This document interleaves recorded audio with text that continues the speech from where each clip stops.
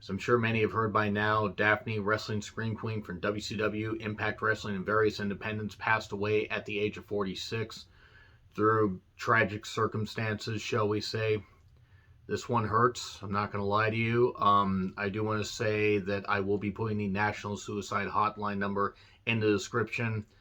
And I want to say, please check on your loved ones, check on your friends. And if any of you are feeling this down, this sad, please make sure to reach out. There are people that do care. Really are people that care.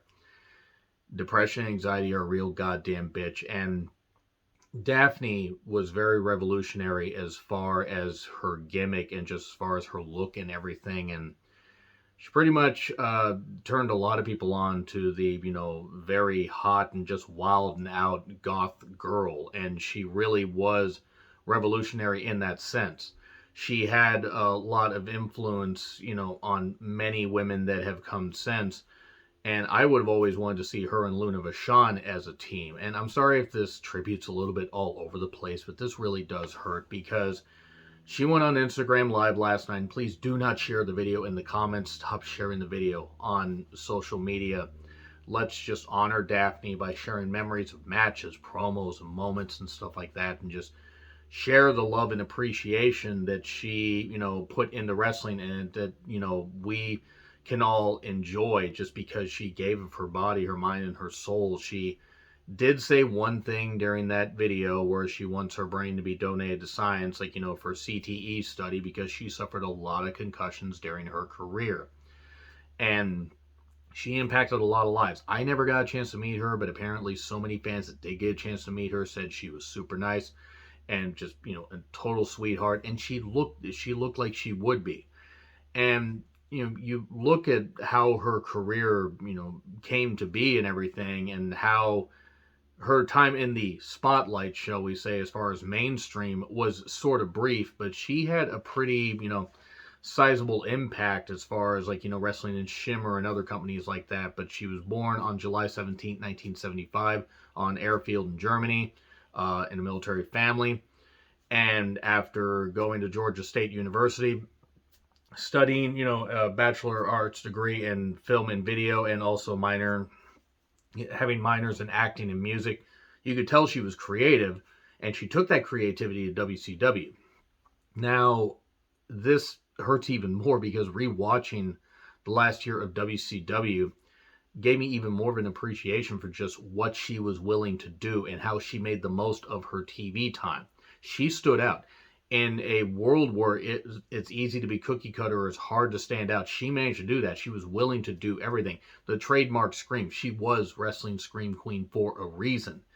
And obviously she took influence from various, comic book villains, Harley Quinn, that kind of stuff, and various horror movies, hence the whole Scream Queen, the trademark scream. And it's just so great because she always stood out at ringside. She signed with WCW in November of 1999. She, was the girlfriend at the time of David Flair, but was also managing him and Crowbar. Her and Crowbar were a perfect duo on television. She didn't get to have a lot of matches, unfortunately. She got to take some bumps and got to stand out by screaming and everything and doing all this and having the wild hair and everything. And just, the crazy outfits and everything, and looking, let's be honest, pretty goddamn hot. I mean, she really stood out as far as her beauty, as far as her screaming, as far as her persona. She was able to just do so much to, lock people into watching her when WCW was pretty much just heading down the primrose path, so to speak, and basically to being closed down.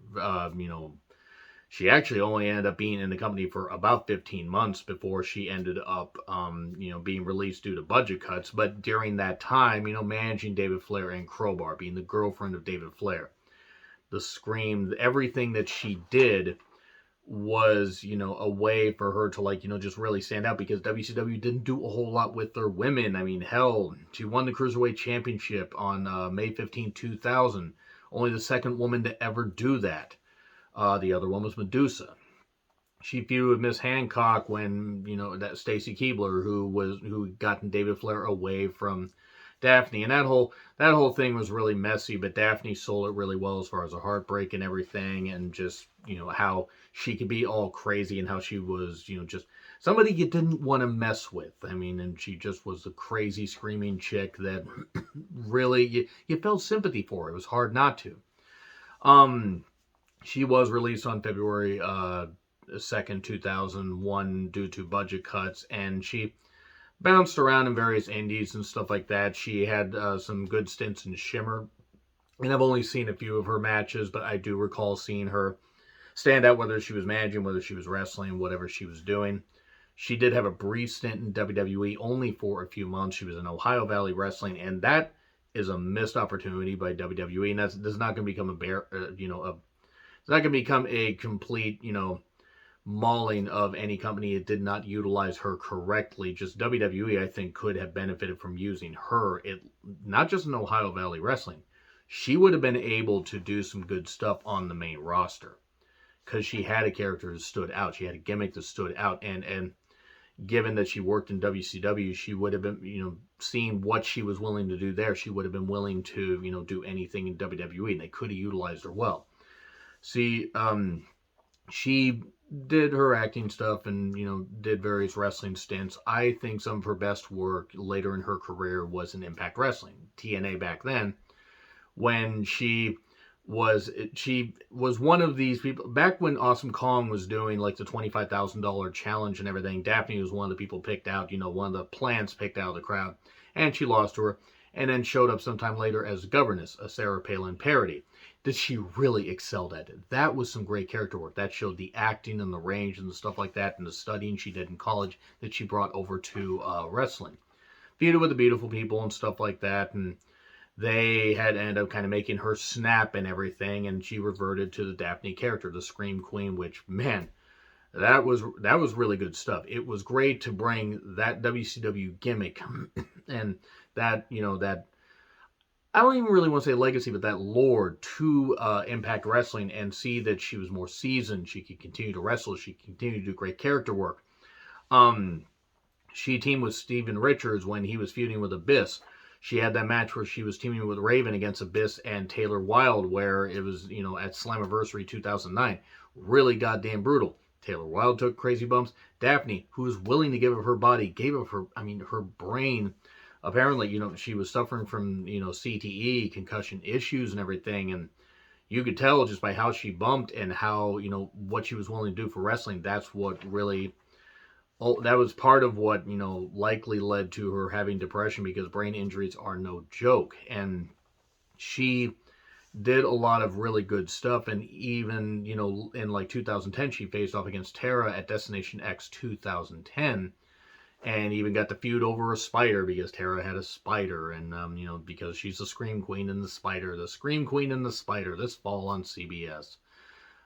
She got to have some good moments there, and that was pretty much, unfortunately, about the end of her main run. She suffered an injury that would lead to her having a few more appearances and everything, but then she would kind of, go into semi-retirement and everything, and would do the circuit where she would do signings and stuff like that, and apparently was a total sweetheart.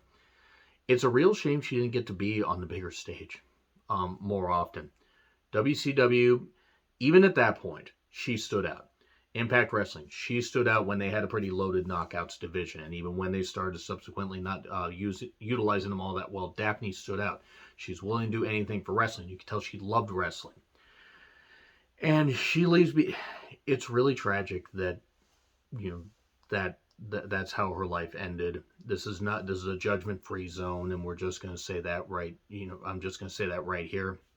Once again, the National Suicide Hotline will be, the number will be in the description. And again, if guys, I'm on Twitter. If you need to talk to somebody, I'm not a counselor or anything, please talk to me. You guys have helped me through a whole lot of stuff.